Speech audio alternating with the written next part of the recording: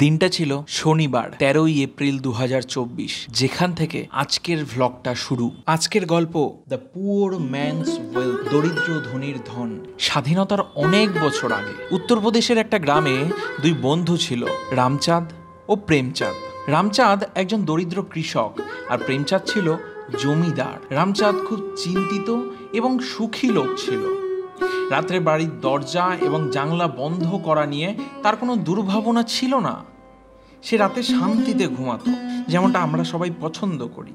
আর অন্যদিকে প্রেমচাঁদ সব সময় উদ্বিগ্ন থাকতো।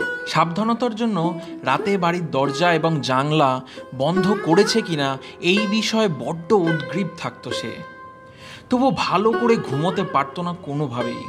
তার সব সময় চিন্তা থাকতো তার বাড়িতে হয়তো ডাকাত পড়বে, তার সমস্ত টাকা পয়সা মূল্যবান জিনিস সমস্ত কিছু চুরি হয়ে যাবে। তার বন্ধু রামচাঁদের শান্তির জীবন দেখে তার হিংসে হতো। ও হ্যাঁ, ওয়েলকাম টু ভ্লগ 17।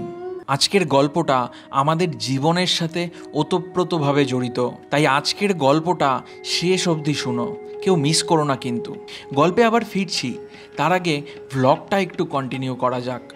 সকাল সকাল বাড়ির কাজকর্ম দেখে গেছিলাম বাড়ির জন্য কিছু ইলেকট্রনিক্সের জিনিস দেখতে। আর তো কিছুদিন, তারপরে তো এগুলো কিনতেই হবে। প্রায় সবই আছে, তবুও বেশ কিছু জিনিস অনেক পুরনো, সেগুলোকে বাদ দিয়ে নতুনের প্রয়োজন এবার। আর দরকার যে একটা প্রেশারটা বাড়া, ওই দিক দিয়ে দিকে আসতে হবে, তাহলে ইয়ার প্রেশার বাড়বে। আবার কর।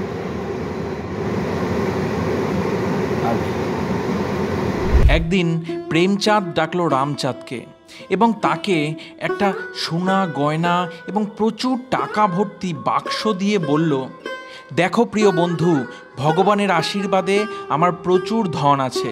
আমি তোমার দারিদ্রতা দেখতে পাচ্ছি, তাই তুমি এই টাকাগুলো রাখো এবং স্বাচ্ছন্দ্যে জীবনযাপন করো। এই টাকা এবং সোনা গয়না উপহার হিসাবে পেয়ে রামচাঁদ ভীষণ আনন্দিত বোধ করলো।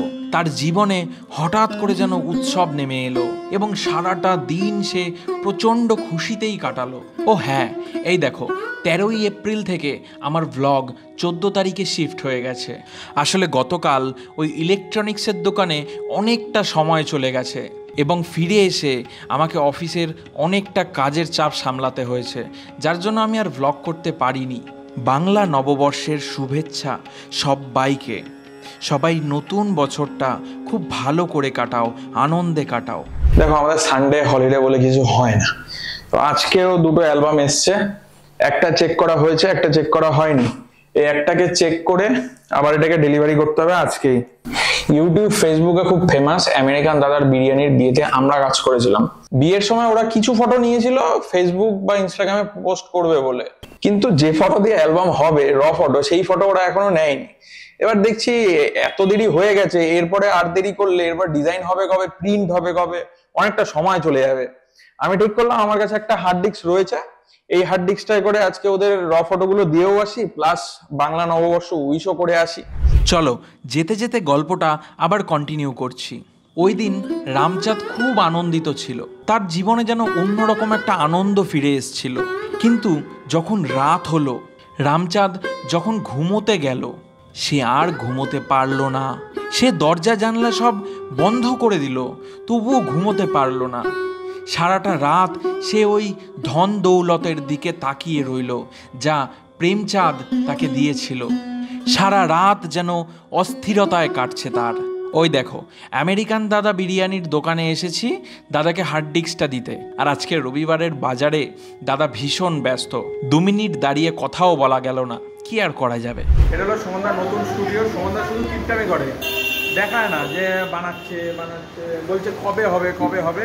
এর মধ্যে সুমনদার পুরো একেবারে স্টুডিও একদম রেডি। ও হেভি বানাচ্ছে, সুন্দর। খাও খাও, রাতের আর রুটি কিনতে লাগবে না। সুমনদার নতুন স্টুডিওর সৌজন্যে পোলাও চলে আসলো। যেই না সকাল হলো, রামচাঁদ টাকা ও গয়না ভর্তি বাক্সটা প্রেমচাঁদকে ফিরিয়ে দিয়ে বলল, প্রিয় বন্ধু, আমি দরিদ্র, কিন্তু তোমার টাকা আমার শান্তি কেড়ে নিয়েছে। অনুগ্রহ করে আমার প্রতি সহনশীল হও এবং তোমার টাকা ফিরিয়ে নাও। বন্ধুরা, এই গল্পটা থেকে আমরা আমাদের জীবনের একটা অংশ খুঁজে পাই। তোমরা কি বলতে পারবে কি সেটা? যদি বলতে পারো অবশ্যই কমেন্ট করো, আর না হলে একটু শেষ অবধি ভিডিওটা দেখো, শেষে অবশ্যই আমি বলবো। এখন বাজে রাত্রি 7:35। আজকে পয়লা বৈশাখ উপলক্ষে বেশ কিছু জায়গায় ইনভিটেশন আছে, সেগুলো অ্যাটেন্ড করতে হবে। তো আজকের ভিডিওতে বেসিক্যালি আমি চেষ্টা করলাম আমার একটা গোটা দিন কেমন কাটে সেটা তোমাদের সাথে শেয়ার করার। আমি জানি না কতটা প্রেজেন্ট করতে পেরেছি, কতটা আমি ঠিকঠাক দেখাতে পেরেছি।